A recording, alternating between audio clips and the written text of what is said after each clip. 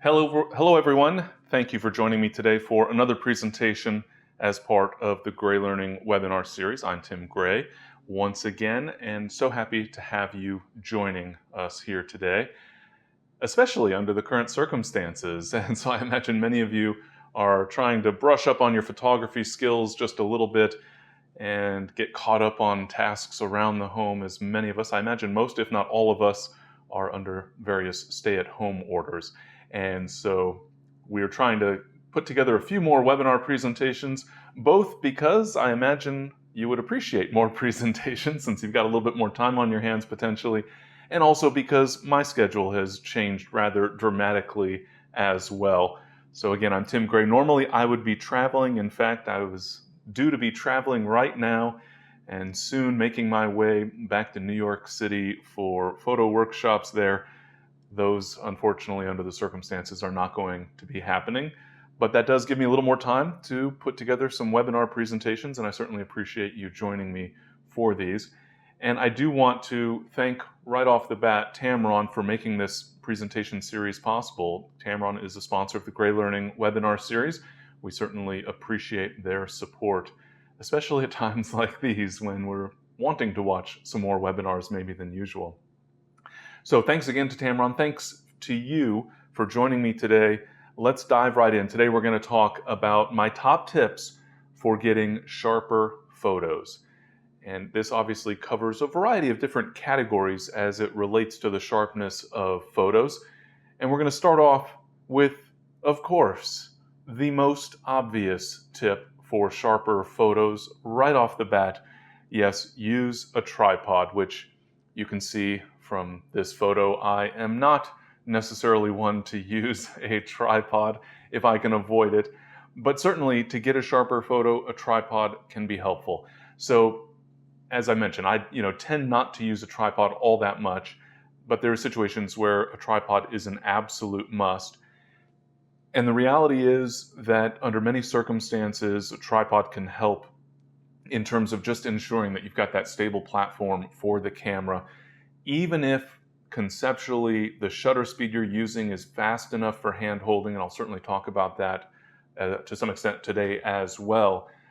But sometimes you might not realize that there's not as much light as it seems. You're not getting as fast a shutter speed as would be optimal for the circumstances.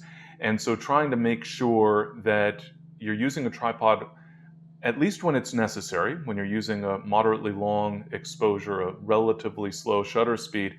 But I certainly respect photographers, and I know many photographers who use a tripod for every single photo. It's certainly a good practice to get into, a good habit to make sure that you're always getting optimal sharpness under the circumstances. But of course, a tripod, it's a good term, it's a good concept, but not all tripods are created equally. And so related to that use of a tripod is to make sure that the tripod you're using is nice and stable. And so I would say that making sure that the tripod is not too light and is not too flimsy, and so using a good, sturdy, maybe heavy-duty tripod that's going to be nice and stable. And that really makes a big difference. I've seen so many photographers set up a camera on a tripod, and you can put your hand at the top of that tripod and kind of push, and you can see the legs flexing a little bit, giving under that pressure. And so making sure that you've got a nice sturdy tripod, and part of that, related to that, is that you're using a tripod that is capable of supporting the weight that you've got. In other words, you don't want to use a lightweight travel tripod and then put a big 500 millimeter lens on top of it. And so pay close attention to those details when it comes to that tripod. Choose a tripod, spend a little bit more maybe on a tripod that's going to give you a more sturdy platform for your photography. And then, part of this is weight in terms of the sturdiness of your tripod. In other words, if it's a heavy tripod, it's probably going to be a little bit more stable. It's got more inertia, so it's not going to get bumped around by the wind, for example. But one of the things you can do to sort of supplement that, if you've got a lightweight, for example, a carbon fiber tripod, which is the type that I use so that it's reasonably lightweight but still strong, one of the things we can do to enhance that is to make sure that we're adding some additional weight, not just in your camera and lens, but actually hanging a bag, your camera bag, for example, from a hook. Many tripods have a hook built in, or you can get an accessory hook so that you can hang something nice and heavy down below the tripod so that that'll give it some additional sturdiness, just holding it down a little bit more. Now, I'll caution you, do want to be careful about that weight that you're adding because, for example, if it's quite windy, it's possible that whatever you've hung from that hook might be swinging back and forth, and that can cause the tripod to sway just a little bit. Or I've even seen scenarios where that bag that's hanging is getting pushed so much that it's actually bumping into the tripod leg. So in some cases, of course, that's not necessarily going to help, and it might be a hindrance depending on the circumstances, but that extra weight for the tripod can absolutely provide a little bit of help in terms of a more stable platform and therefore a more steady shot. But then you also need to think not just about having a great tripod and weighing it down and using it appropriately, but also positioning the tripod carefully. Making sure that you're not putting the tripod somewhere where it is picking up vibrations, for example. So with this shot, getting close, I was feeling the mist of the waterfall here right on the edge of the river flowing away from the waterfall. And I could actually feel the vibration of the waterfall, the crashing of the water, was vibrating the rocks enough that I could actually feel that vibration. And so I made a point, for example, in this case, of using a fast shutter speed to try to make sure that I wasn't going to pick up any of that vibration. And for example, I've had the opportunity to teach onboard cruise ships. And one of the things that I do not do is make use of a tripod on a ship, at least not when the engines are running, which is pretty much always, because there is some vibration that will also potentially be picked up by the tripod. So as much as a tripod can be helpful, bear in mind that you don't want to just automatically assume that because you're using a tripod that you can use a really slow shutter speed. There may be vibration, there may be motion from wind. I've photographed on top of bridges where a truck or bus going by has caused significant vibration, caused the camera to actually shake a bit, to the point that it's noticeable in a long exposure. So don't get complacent about using a tripod. Make sure it's positioned in a good location, and still keep in mind that you'll want to achieve as fast a shutter speed as is appropriate for the circumstances. And we'll talk about that a little bit more today as well. And then, regardless, I suppose, but really, if you're using a tripod, again, the notion of feeling that you're invincible because you're using a tripod as the platform for your camera, as I mentioned, you'll still want to consider shutter speed, but I still think it's a great idea to also employ a cable release. I put that in quotes, which I'll explain in just a moment. But using a cable release anytime you're even on a tripod using a shutter speed that's even just a little bit slow. The idea being that you don't want to push the shutter release button on the camera and impart some movement to the camera as part of that process. In other words, just by virtue of touching the camera, now you've created some movement. I'm sure you've probably possibly been this photographer. I certainly have. When I'm capturing a long exposure, I sort of stand guard around the tripod and make sure that nobody comes close and nobody touches my camera, nobody accidentally bumps into it.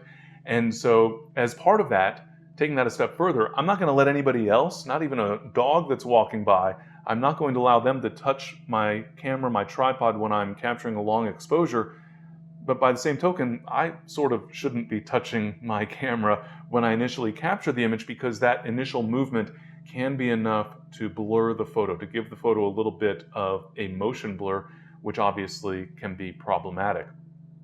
And so a cable release, it doesn't have to be fancy, but I sort of laugh at the notion of cable release. I'm sure many of you, like me, recall the old-fashioned cable release where it literally was just a cable, where when you push the button, you were pushing the cable, and that was pushing the shutter release button. It was a mechanical, manual cable release, essentially.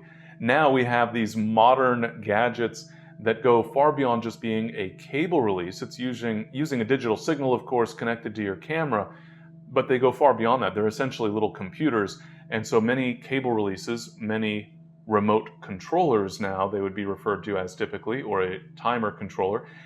These enable you to do all sorts of things, to capture time-lapse photos, to bracket images, to create all sorts of different opportunities photographically. Many of those features, of course, now are built into our cameras, as I'll talk about in just a moment, a virtual cable release. But the idea is that we can, number one, not impart movement to the camera by virtue of not needing to touch the camera in order to initiate the capture of a photo, but also that quote-unquote cable release gives you the opportunity to make use of a variety of other features and functions as well. So I think it's worth not only having a cable release, but getting a remote controller that includes some of those really interesting and helpful features. Of course, there are times even I have neglected to bring a cable release on a trip, for example, but that doesn't mean that I'm really without the feature of a cable release. We can get much the same benefit if we don't have a cable release by simply using the timer mode. Most cameras will enable you to set, for example, a 2-second or a 10-second timer. I know a lot of us have used those to take a group photo, for example, where we want to get ourselves into the group. And so setting a 10-second timer so that when you press the button to take a picture, when you press the shutter release button, the camera's not actually taking a picture, it's starting a timer. So it counts down from 10, and that gives you enough time to hustle into the frame, get into that group photo so that you too can be included. But we generally have a 2 or sometimes 3-second timer option as well with most cameras, and you can use that in lieu of a cable release. Just that little bit of a delay in the capture will enable that movement. If you've kind of given the camera a little bit of a jostling when you push the shutter release button, it will enable you to damp out that vibration. It enables that vibration, that movement to stop before the initiation of the actual photo.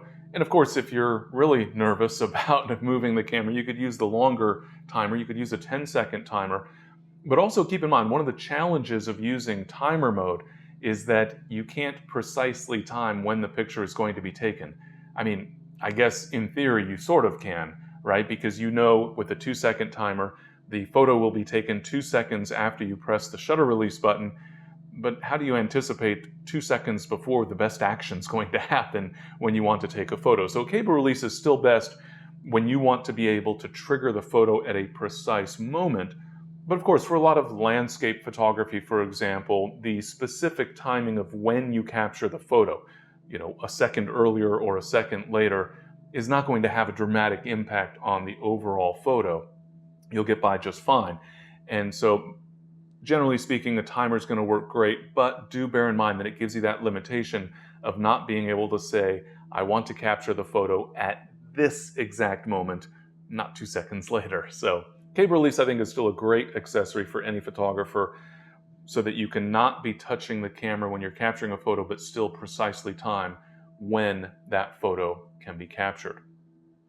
So that all sort of relates to the use of a tripod, meaning that a cable release, of course, is something you would typically employ in conjunction with a tripod. But I think it's worth pointing out that monopods can be helpful as well in terms of giving you a little bit more stability while still having a degree of flexibility. And so many of you, I'm sure, have seen and maybe have done sports photography or sports photographers where they're using a monopod so that they can move much more easily. So a sports photographer, for example, can get up and down the field to capture different events during, whatever sporting event they might be photographing. They can move about a little bit more freely, don't have that extra time of getting the tripod legs into position, etc. And then even when the tripod, the monopod in this case, is sort of planted on the ground, as it were, to give you that stability, you still have that degree of flexibility. So with a tripod, the camera is a little bit more fixed. Now, obviously, with a ball head or with a variety of different brackets that are available, we can have a degree of flexibility in terms of how we're able to move the camera around, to swing the camera, pan across a scene, for example. But a monopod, you can kind of lean it in one direction or the other, forward and back. And so it actually gives you a little bit more flexibility in terms of maneuvering the camera around. So A monopod is essentially a compromise. It's only got one leg instead of three, although some monopods actually have little contraptions for enabling them to have the equivalent of three legs, essentially, to give you that same stability. And so we have sort of an in-between. We still have some degree of stability, but not as much stability as we would have with a tripod.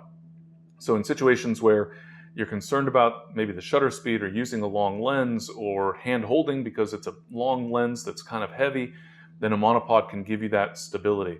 So for example, a crop duster here, using a long lens, wanting a slightly slow shutter speed so that we get a little bit of motion blur in the prop, so it actually looks like the airplane is properly flying. We have a relatively low shutter speed and a relatively heavy camera setup, and if you're not comfortable holding that lens up stable for possibly an extended period of time, then that monopod can be tremendously helpful. So worth considering for those situations where a tripod isn't the best solution, but you'd rather not shoot handheld. And in the absence of any of that, keep in mind that you can also stabilize yourself. So I mentioned I'm not a big fan of using, well, I guess I should say I have bad habits, and so I don't use a tripod. I prefer the flexibility of being able to adjust the position of the camera a little more quickly and fluidly. And so I don't tend to use a tripod unless it's absolutely necessary, and I don't tend to use a monopod unless it's really helpful for the particular situation. And so instead I try to focus on making sure that I'm stabilizing myself. So I might lean against a tree, for example, brace myself against that tree so that I've got a more stable hold on the camera, or even brace the camera itself against that tree.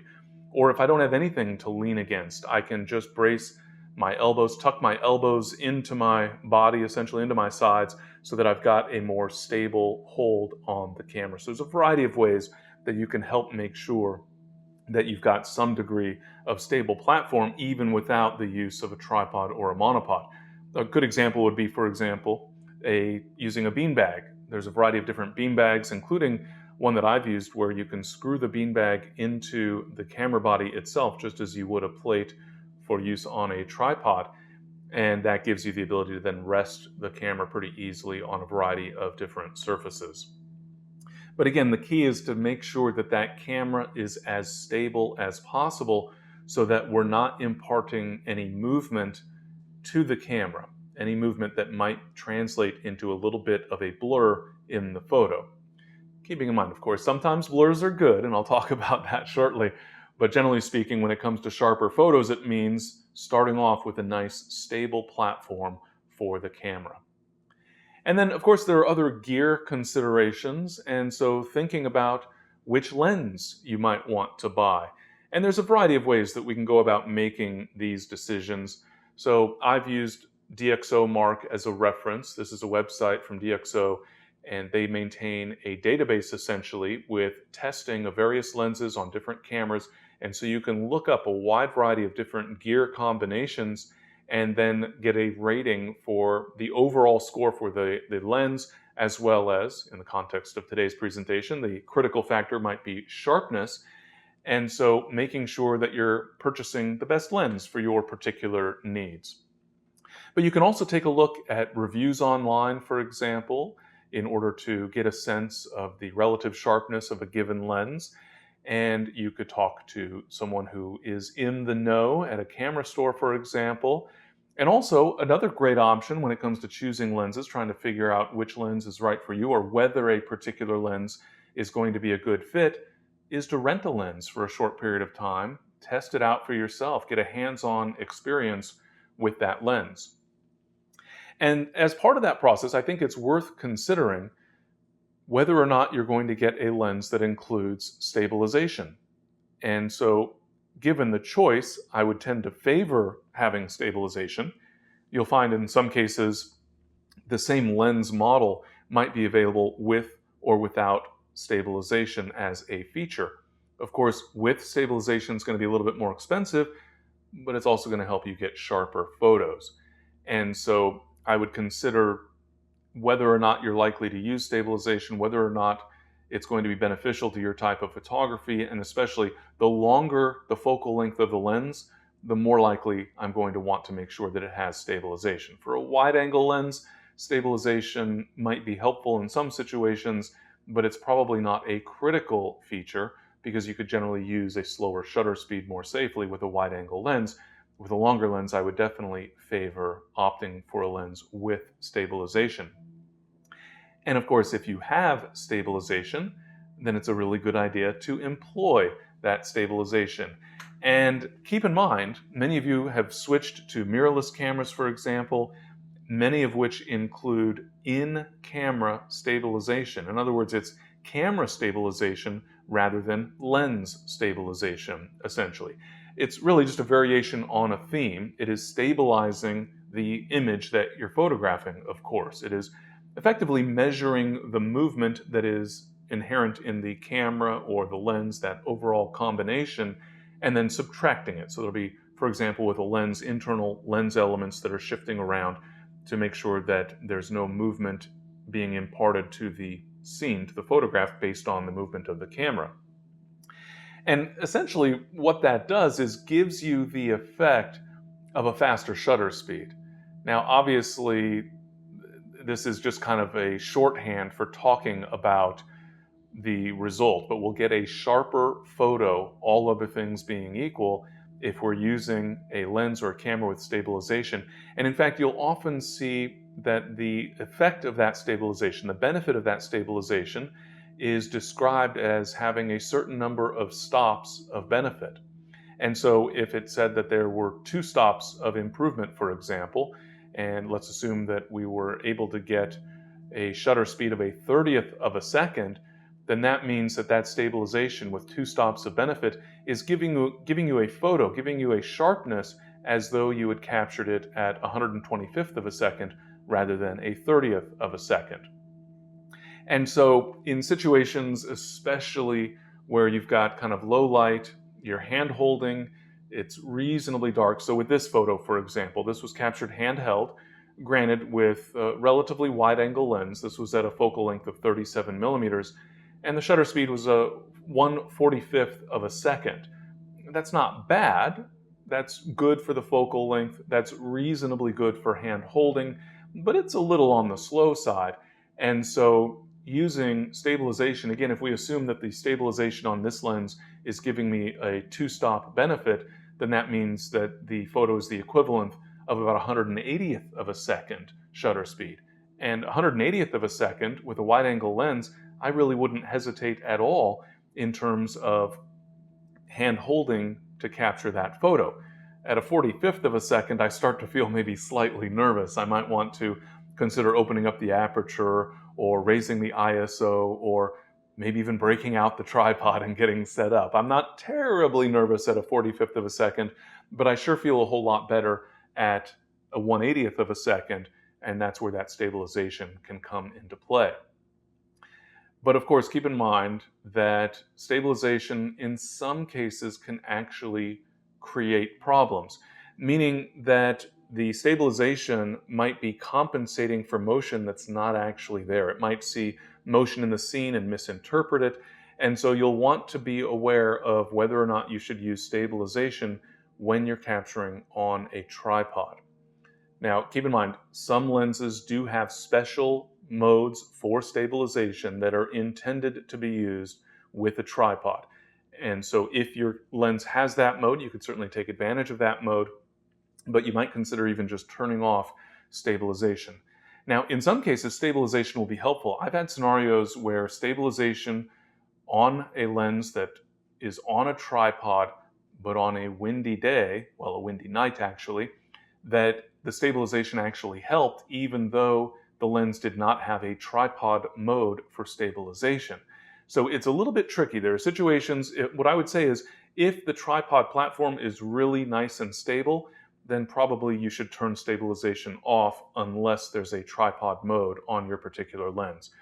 In other words, there's not a straight answer. There's not a single answer that applies in all scenarios, but be aware of the circumstances of how stable the tripod is on its own and whether or not it might make sense to just turn off that stabilization. But again, check with your particular lens and camera for that matter to make sure whether or not stabilization is recommended or if there's a special mode for that stabilization. And then, of course, beyond just making sure that we have a stable platform for our captures, we want to make sure that we're getting focus. So I shared this image in a previous session where I had made the mistake of not getting this image in focus. I won't torment myself by zooming in on this image, but take my word for it, those palm trees are not in focus, and you may be able to tell that the focus was acquired on the water in the foreground. And so there's a couple of pieces to this. Number one is making sure that the camera actually acquired focus. You might have the option for a beep tone, essentially, where the camera beeps when it is in focus, when it's acquired focus, if you're in the one-shot autofocus mode, for example. Or you'll often see a display within the viewfinder. The camera that I use, for example, presents a dot in the viewfinder, for example, when it has actually acquired autofocus. You'll often see that a particular frame, a particular spot that you're focusing on has lit up. So you'll have a number of available focus areas, and those that are being actively used and that have established focus will light up. So there's often a variety of indications in the camera. Number one, that focus has actually been achieved, but also, as I mentioned in the previous webinar presentation, making sure that that focus was achieved in the correct area of the photo, that you're focusing in the right spot, which I've got a tip on how you can help ensure that here momentarily. But first, another option, especially helpful for moving subjects, I would say, is to pre-focus. I'm sure we've all had that experience, especially under low lighting conditions, where the camera seems to be searching and back and forth. Well, really, I guess the lens is searching back and forth for focus, and it can't quite zero in on the subject that we want to set our focus on. There are, of course, limiters so that you can only focus within a certain range with many lenses, but it's also a great idea to pre-focus at the approximate distance where you expect the subject to be. And so here, this was in Florida at sunrise, and these egrets continued to kind of fly by. They were feeding over in an area to the right, and then they would pass by from right to left. And so it became somewhat predictable because they were leaving from about the same spot. There was sort of the set distance that they would be away from the shore that I was standing on. And so I could pre-focus on that area so that the lens didn't have to search as hard when it came to actually acquiring focus. So pre-focusing at the approximate distance that you anticipate a subject being will help you in terms of achieving that focus in many cases quite a bit faster. And then you also might consider, depending on how you're using autofocus, you might consider using fewer focus points. And so here, just an illustration, if you were setting focus here using autofocus, generally speaking, the camera is going to focus on the object that is closest to the lens, but that's not necessarily where you want to focus. So here, for example, the camera might autofocus on the shrubs that frame up the basilica in the background rather than on the basilica itself at the center. And so using fewer focus points, you can actually zero in on a particular area of the frame that you want to establish that focus. And of course, in many cases, fewer focus points might mean using just a single focus point. And this is something that I do quite regularly because it makes it a little more effective, a little easier to be able to move that focus point. So I will very often use just a single autofocus point, and then I will move that focus point around within the viewfinder so that I can specify exactly where in the frame I want to focus. And so this might be helpful, especially on a tripod, for example, or where I just simply want to position the subject in a particular area and I want to make sure I'm focusing there. And so, for example, I showed the image of a crop duster earlier. Very often the crop duster might not be coming toward me as I'm photographing it, but rather might be going left and right as it's making its pattern across the fields. And I usually want to have a little bit of space in front of the crop duster. And so I want it to be with its, the tail, the rudder, against the one edge of the frame or closer to one edge of the frame. And so if the plane is flying from left to right, I want it over on the left side of the frame. And if it's flying from right to left, I want it over on the right side of the frame.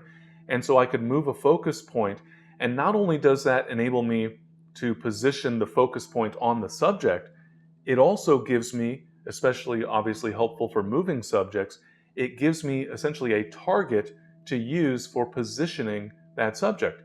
Photographing a crop duster or birds in flight, they're moving pretty quick and you want to get them in focus but in the right position in the frame.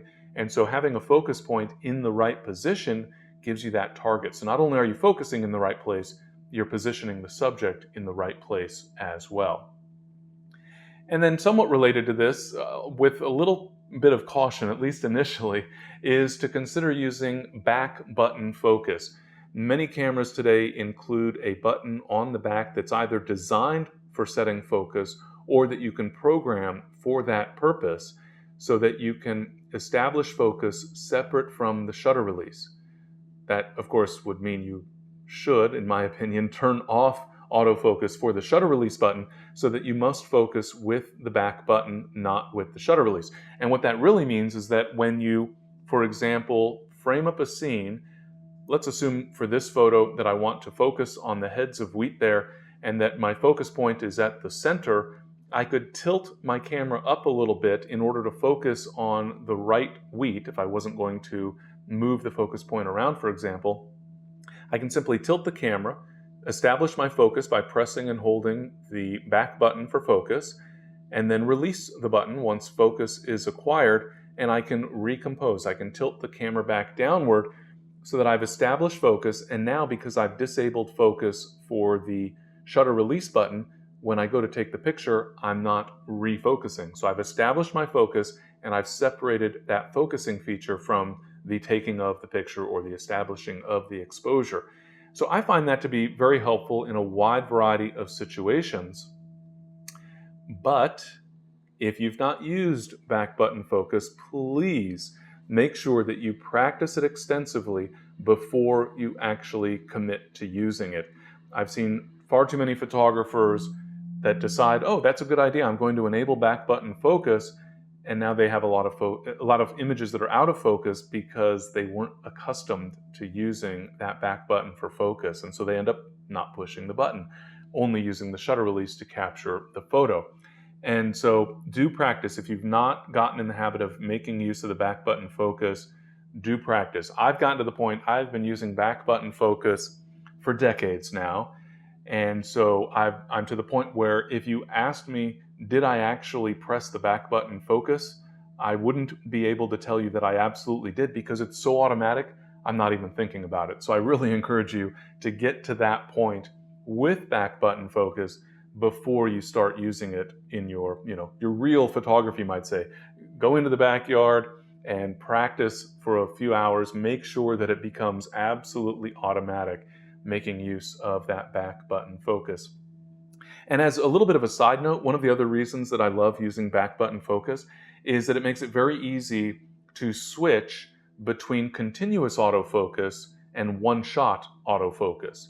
If I want continuous autofocus, for example, a bird in flight, then I simply press and hold the back button focus because I have my camera set always to continuous autofocus. And so if I press and hold the back button for focus, I am continuously autofocusing. If I want one shot, such as with this wheat, I can establish my focus and then release the back button focus button, and I am no longer focusing. So I'm always using continuous autofocus, except that I'm only using continuous autofocus when I've actually enabled autofocus. So press and hold for continuous, press until focus is acquired, and then release, and you've gotten the equivalent of one shot of focusing and then being able to recompose. And of course, do keep in mind that autofocus, well, focus in general, is based on distance to the subject. And so I cannot, for example, focus on this wheat and then decide that I want to back up a little bit to give the wheat a little more room in the frame or get closer to tighten it up. I would need to reestablish focus because, again, that focus is based on the distance to the subject. And then another great tip, especially with moving subjects, is to initiate that autofocus early. So as this eagle is approaching where I am at, my position relative to that eagle, I want to start tracking it from a considerable distance, acquire that autofocus, and pan with that bird. Not wait till the very last moment to try to establish focus, because then I might not have enough time. For example, the autofocus might not acquire quickly enough, or it might focus on the water in the background. By starting off early, I can pan with the bird, for example, keep that focus point in the correct position, ideally, in the case of a bird, right on the eye, for example. Pan with the bird, continuously autofocusing the entire way, adjusting, if you're using a zoom lens, adjusting that zoom along the way, and then, of course, capturing the photo, or more than likely a bracketed set or a sequence of photos, all at the right moment so that you can choose from the right image after the fact. But capturing a sequence of images at the right time, but having maintained that autofocus all the way through as that subject is getting closer to you or into position, as the case may be. And speaking of autofocus, it's so simple in concept. We want the camera to do the difficult work of figuring out exactly the optimal setting for focus for the subject in just the right spot on the subject. But it is actually tremendously sophisticated technology. And that has become even more true recently, with some of the newer cameras having just a tremendous number of settings available for that autofocus. And so I highly recommend that you take a look at the menu on your camera and look at the various options for autofocus, and then break out that manual that probably came with your camera. Or if you can't find that manual, remember, most of them are available online from your camera manufacturer's website. You can download a PDF document for the manual and read through and get the information you need so that you can understand the seemingly countless options that are available on many cameras now in terms of autofocus. And so, for example, just to show you some of the possibilities here, the various options, settings that are available in terms of ignoring obstacles. So let's say you're photographing a tennis match, for example, and so you're following the ball going back and forth, but then as you're panning across, maintaining autofocus, there's a light post along the way that's in your frame, that's in front of you, and the camera would, of course, tend to want to then focus on that light pole that came into the frame. But you have options now where you can ignore obstacles. As you're panning across a scene, if something appears closer to the camera, that will be ignored initially so that you maintain focus on your subject that is moving across the background, for example. And that's just one example of some of the various options that are available. It relates to whether or not the subject is going left to right versus toward you or away from you. But there are a wide variety of great settings that can really help you improve the accuracy and consistency of your autofocus. And again, especially I would say helpful, as you would expect, for moving subjects, and especially fast moving subjects. So be sure to check the many different options that are available on your camera as it relates to autofocus. And of course, as much as I absolutely love autofocus, there are situations where I do not use autofocus. And one of those is, generally speaking, at night. What I find is often at night, there's situations where we're not going to have accurate autofocus, or where the lens is just going to be searching a little bit too much, where it's slow to acquire that focus.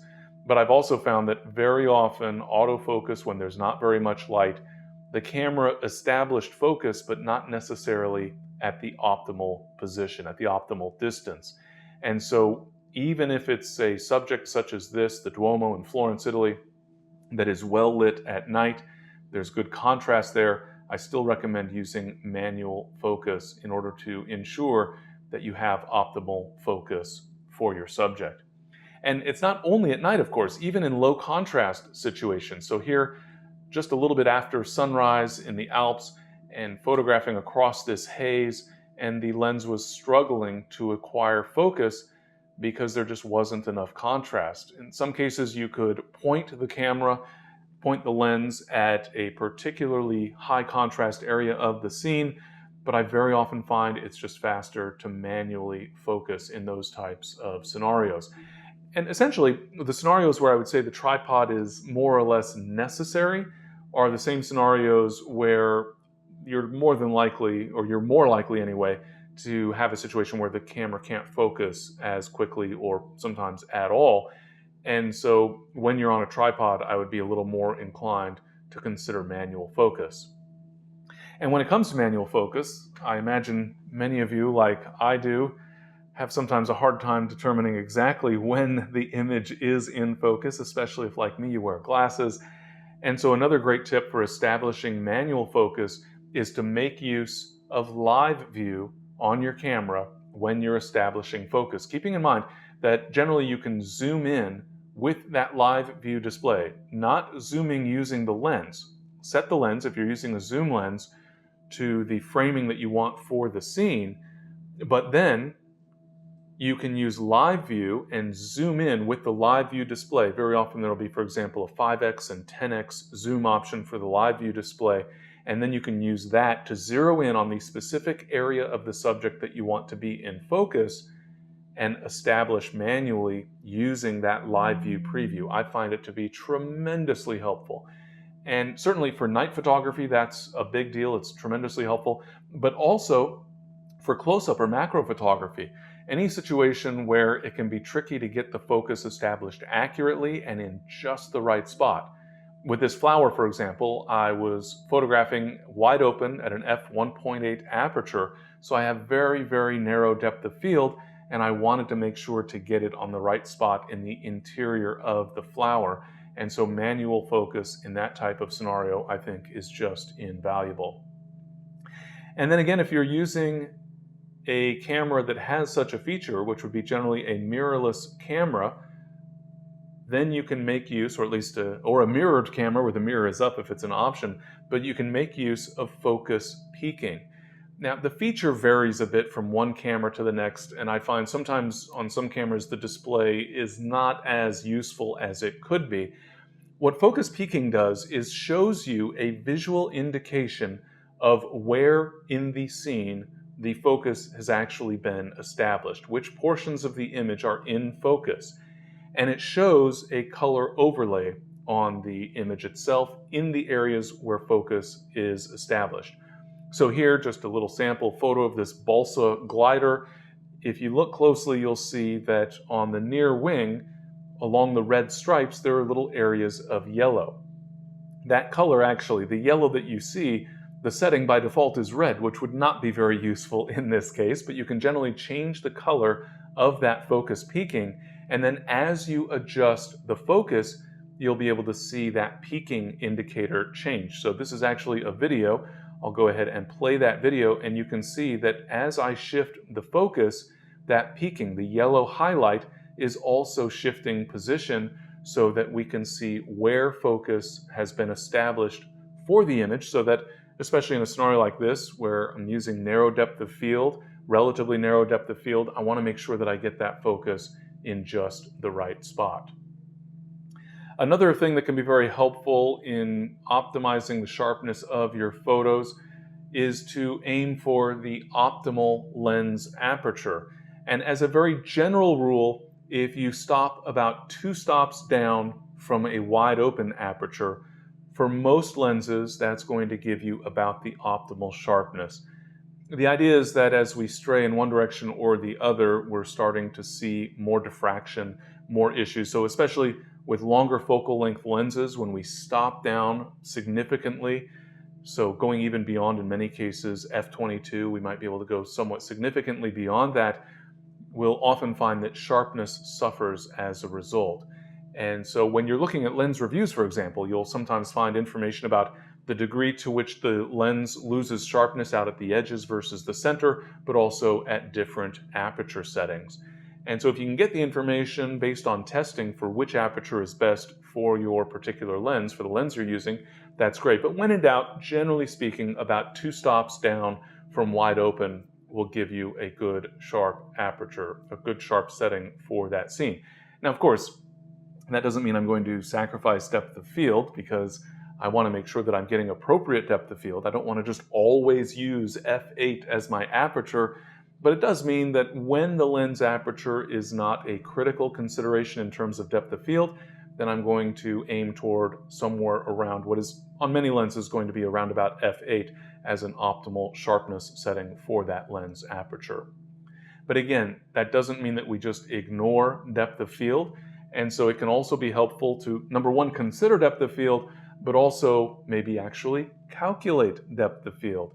And especially if we're dealing with what I think of as kind of a mid-range subject. And so if I'm focusing at a great distance, then depth of field is going to be somewhat significant, more or less always, almost regardless of our lens aperture setting. So if I'm focusing at a great distance, I'm generally going to have a pretty good amount of depth of field. And if I'm focusing very close, then I'm not going to have much depth of field. And so those are the more extremes where I kind of know what I'm going to end up with. It's the in-between range, those sort of middle distances, where it can be very helpful to calculate the depth of field to make sure that you're getting the range you're expecting. And so here, for example, this is a screenshot from an app that I use on my smartphone. The app is called PhotoPills, but there are a variety of other options available as well. And you can set up your specific camera model, the focal length of the lens aperture, and then the distance at which you intend to focus. And that will tell you what the near depth of field limit is and the far limit and the actual depth of that depth of field, how much of an area that you're getting in focus. And so if you're photographing a bird with a 5-foot wingspan, but your depth of field calculator tells you you're only ending up with 1 foot in focus, then within that depth of field, you know the wingtips, for example, will be out of focus in that context. And speaking of depth of field, even if you're not calculating the actual depth of field, make use of the depth of field preview that is available on many cameras. And I should point out that I find this especially helpful when you join depth of field preview with the live view. So when you're in the live view display, pressing to enable the depth of field preview with the button if your camera is so equipped, so that you can actually see the effect of that depth of field. Not only do I have enough depth of field if I'm wanting, for example, everything to be in focus, but also have I positioned that depth of field in the right spot. In other words, have I focused in the right spot so that I'm putting that depth of field, for example, with an image like this, putting that narrow depth of field to best use. And so whenever you're concerned about depth of field, sometimes you think you want the background to be out of focus, so you might shoot wide open, and then you realize that your key subject is not entirely in focus because you don't have enough depth of field. And so it would be beneficial then to increase the amount of depth of field to stop down that lens aperture just a little bit. And then also beyond the lens aperture, of course, taking into account the shutter speed. And of course, there is the shutter speed in general, meaning making sure that the shutter speed is fast enough for the circumstances, but especially when it comes to using a longer focal length lens. So consider the lens focal length when you're deciding whether or not a shutter speed is adequately fast. And so, for example, you might assume that maybe 125th of a second is a fast enough shutter speed for me to hand hold, or maybe you don't feel like you're as sturdy, you want a 2/50th of a second to be your minimum, but then you're trying to hand hold a 600 millimeter lens, you need a faster shutter speed. And so that general rule of thumb is that you want the shutter speed to quote unquote match the focal length. Really, it's the reciprocal, so that, for example, a 500 millimeter lens, you want to opt for ideally about a 1/500th of a second shutter speed. Conceptually, you could say then that I'm using image stabilization, so I could use a slower shutter speed, but I don't prefer to take that risk. And in fact, I tend to push things a little further. So this image was captured at a 400 millimeter focal length, which means conceptually that I needed a 400th of a second shutter speed. And I wanted to use f8 in this case. I wasn't worried about depth of field, and I was just stopping down a couple of stops. But I didn't want to take any risks at all since I didn't have a tripod with me because I wasn't anticipating using the long end of the focal length on the lens. And so I increased the ISO setting to 400 because I knew with the camera I was using, 400 ISO was not going to create any significant issues in terms of noise, and it gave me a 4,000th of a second shutter speed, which made me very, very comfortable hand holding at a 400mm focal length. I still took the effort to stabilize myself, but the point is that I took into account that I was using a longer lens when I thought about that shutter speed. It's also important to just keep an eye on that shutter speed. In the last presentation as part of the GreyLearning webinar series, I talked about a scenario photographing peacocks in Colombia, and I wasn't paying close attention and I had some blurry photos. Fortunately, I caught it, so I was able to raise the ISO, get a faster shutter speed, and get some sharp photos that I was happy with. But part of the reason that I fell into that trap in this particular case is that I had gone from full sun into full shade. And so I had been using camera settings for the sun and then noticed these peacocks that I wasn't expecting to see, got excited, started photographing them, forgetting that my camera was set up based on sun exposures. So I was getting slower shutter speeds than I was realizing, but thankfully I caught that. So whenever you're going from a relatively bright scene to a relatively dark scene, be sure to pay extra attention, but as a general rule, just pay attention to the shutter speed that you're using in your photography. And when that shutter speed falls to a certain range, then you'll want to use mirror lockup. At the very least, I recommend using mirror lockup when you're at about a 1/15th of a second shutter speed. So this particular photo was captured at 1/20th of a second. That's really close. And so mirror lockup is recommended. The idea is that if you're using a fast shutter speed, then the shutter speed is fast enough to compensate for the vibration from the mirror moving. Well, I should point out, in a camera with the mirror, so mirrorless photographers using mirrorless cameras don't need to worry about this because there is no mirror to lock up.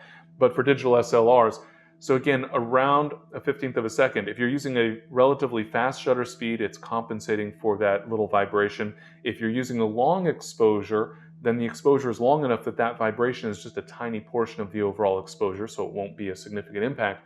But around about a 15th of a second, definitely suggest using mirror lockup to help ensure sharper photos. And when in doubt, lock up the mirror. It's a little bit less convenient because with the mirror up, for example, you can't see through the viewfinder, and you essentially, depending on your camera settings, often you need to essentially take the picture twice, you might say. Press the shutter release button once to lock up the mirror and a second time to take the picture, but it can indeed make a difference, especially with those shutter speeds that are around about a 15th of a second. And then when we're talking about shutter speeds that are starting to get slow, we of course would contemplate longer exposures as well. So this is where especially the tripod and that stable platform, the positioning, would be key factors, but also think about the actual duration of the shutter speed. And this is sort of a tangent, I suppose, when it comes to sharper photos, because this photo is still sharp, it just has a motion blur. But for me personally, in this particular scene, I feel that this very, very silky effect wasn't the best result. And fortunately, I had used a variety of other shutter speeds, and so I found that this image with a little bit more texture, partially because it gives me a little more sharp appearance while still maintaining that interesting motion blur effect. And it's not to say that this is the right answer for every scene or for every photographer. You might prefer the first image, for example, rather than the second image. A lot of this is personal preference, but the key is to make sure that you're considering the specific shutter speed, not just going with a very long shutter speed when you decide you want a long exposure, but instead to think about that shutter speed more critically. And when in doubt, test at various shutter speeds to see what duration of the exposure gives you the result that you're happiest with. And then sometimes those at least slightly long exposures also relate to a moving subject, and so it can be a great idea to practice smooth panning if you're going to be photographing moving subjects in scenarios where you want the subject to be sharp, but the background to be a little bit blurred, a little bit of a motion blur. And the way I often describe this is to think of trying to pan as though the subject was attached to the lens. And in case you were wondering, if you were thinking that perhaps someone threw this balsa glider and I photographed it in motion as it passed me, no, I'm not that quick. this glider was essentially attached to my lens. So I made a complete fool of myself standing on a corner in New York City as I was holding this glider to the end of my lens and using a slightly long exposure, in this case a 20th of a second shutter speed, as I would spin circles to get this blur effect in the background while still having that key subject sharp. But again, the idea is that I want my photos, even if it were a taxi going by or a cyclist going by that is not attached to my lens, I want to be panning perfectly in alignment with that moving subject so that it is as though they were attached to my lens. And then in any scenario, I suggest using the lowest ISO setting possible. So that will help, obviously, as many of you, I'm sure most, if not all of you know, that will help to minimize the amount of noise. It also helps to maximize the amount of detail in the photo. And so to the extent possible, you don't want to get a slow shutter speed so that you've got motion blur, but all other things being equal, if you can still ensure that you're getting a sharp photo, try to use the lowest ISO possible. Ideally, the base ISO for your camera, which for most digital SLRs, for most cameras, digital cameras in general, that's going to be around about 100 or 200 ISO. So whatever that base level ISO is, try to make use of that. But to the extent possible, use the lowest ISO setting possible to maximize detail, which of course is going to give us perceived sharpness in the final photo because we have more of that detail to see. And then you'll also want to make sure that you've got adequate resolution so that you can enlarge the image to the extent that you need to. Now, if you're only sharing your images online, then you probably don't need to worry too much about resolution because there is not going to be any real resolution required in terms of posting an image online. And so this is mostly an issue if you're going to be printing your images, and especially if you'll print them relatively large, and large prints that someone might be getting relatively close to. So making sure that you have an adequate resolution. And this, ladies and gentlemen, gives you the perfect excuse to buy a brand new camera if you decide you want to make large prints and your camera doesn't have enough resolution. So you can use that as a certified legitimate excuse that you do need to get a new camera with more resolution if you want to make larger prints. And the idea here is not that it's impossible to make larger prints. This photo, for example, was captured with a camera with a 20 megapixel resolution on the image sensor, and so without cropping or enlarging, that would give me a print of around about 10 inches by 14 inches. If I want to enlarge, the image quality, the sharpness is going to suffer at least a little bit. And if the viewer is going to be able to get reasonably close to that print, then they might be able to perceive that loss of sharpness. So having adequate resolution, and of course taking into account all those other factors we've already talked about, can be very helpful. And related, so not only going out and buying a new camera if you've decided that's what's necessary to make sure that you have adequate resolution, but also cropping in the camera. And I hear from a lot of photographers with nice high resolution cameras that say, oh, I prefer the high resolution camera so that I don't have to zoom in as much or get as close to the subject. I can simply crop after the fact. And certainly, to a great extent, that is true. That if you've got a 50 megapixel sensor and you're just printing an 8x10, you can crop rather significantly. But if cropping the image is going to require you to enlarge the image to get the print size that you want, then image quality will suffer a little bit. Now, bear in mind, I use this photo for a reason. I don't want to crop too tightly. Number one, I don't want to crop too tightly and then wish that I had a little bit wider view. But in situations such as architectural shots where you're going to need to apply a little bit of distortion correction, perspective correction to the image, then of course you're going to want to have a little bit of extra space. So allowing a little extra space for adjustments after the fact is perfectly fine. But don't leave too much space under the auspices of being able to crop after the fact, because if you have to then enlarge the photo, then of course that will cause the image quality to suffer a little bit. All right. Well, thank you very much for joining me here today for this presentation as part of the GreyLearning webinar series. And thanks again to Tamron for sponsoring. I do want to mention, coming up very soon, because myself included, many of us are under stay-at-home orders right now, there are, of course, opportunities to do more learning. And we're going to be announcing very soon some additional online workshops. We've been leading photo workshops online, essentially. In this case, photo workshops related to Lightroom Classic, organizing and optimizing photos. And very soon we're going to be leading workshops related to Photoshop, specifically for Lightroom Classic users, and also a virtual photo workshop, an online version of a photo workshop. So stay tuned for that. In the meantime, somewhat related to sharper photos, if you want to take the next step and optimize the sharpness and better understand how to optimize the sharpness of your photos, as well as to create various blur effects, creative blurs in your photos, we've created a little bundle of those images, since this sort of relates to sharp images. So there's a bundle that's about 70% off the normal price if you had bought these separately. You can go to timgrey.me/sharper to get all of the details. But once again, thanks for joining me today. I hope that all of these tips will help you get sharper photos, and I'll hope to see all of you on a future webinar presentation as part of the GreyLearning webinar series. Thanks very much, and stay healthy.